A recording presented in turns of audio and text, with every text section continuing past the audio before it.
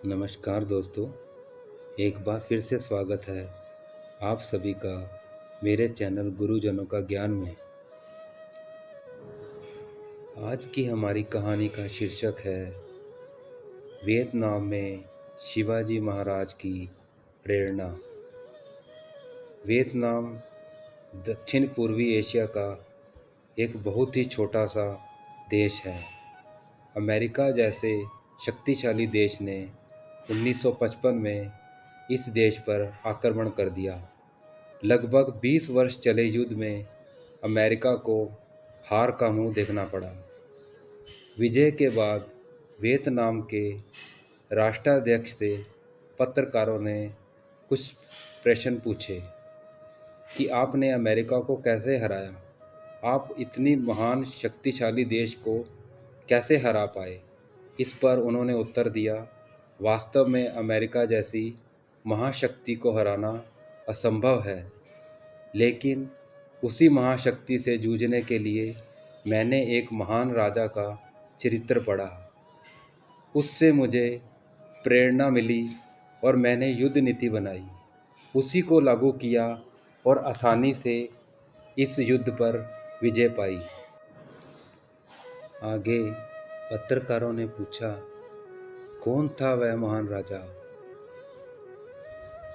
मित्रों, मैंने जब इसका उत्तर पढ़ा तो मेरा सीना गर्व से चौड़ा हो गया, जैसा अब आपका भी होगा। तो इस प्रश्न पर वियतनाम के राष्ट्राध्यक्ष अपने स्थान पर खड़े हुए और उन्होंने आदर से कहा, छत्रपति शिवाजी महाराज। आगे उन्होंने कहा कि यदि ऐसा राजा हमारे देश में पैदा होता तो आज हम पूरी दुनिया पर राज करते।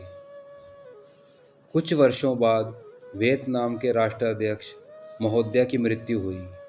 उन्होंने अपनी समाधि पर जो वाक्य लिखने के लिए कहे वे थे, शिवाजी महाराज का एक सैनिक समाधिस्थ हुआ। यह वाक्य आज भी इनकी समाधि पर देखा जा सकता है। कुछ वर्षों के बाद वियतनाम की विदेश मंत्री भारत का दौरा करने के लिए आई। तय राजकीय कार्यक्रम के अनुसार उन्हें लाल किला और गांधी जी की समाधि दिखाई गई, लेकिन ये दिखाते समय उन्होंने पूछा, शिवाजी महाराज की समाधि कहाँ है? तब भारत सरकार सन्न रह गई और उत्तर दिया, रायगढ़। वियतनाम की विदेश मंत्री रायगढ़ पहुंची और शिवाजी महाराज की समाधि का दर्शन किया। उसके बाद उन्होंने रायगढ़ की मिट्टी उठाई और अपने बैग में डाली। इसका कारण जब पत्रकारों ने पूछा तो उन्होंने यह जवाब दिया कि यह मिट्टी शूरवीरों की है। इस मिट्टी में शिवाजी जैसे महान चरित्रवान राजा का जन्म हुआ है।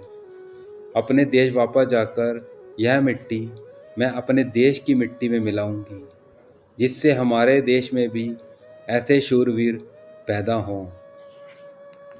धन्यवाद।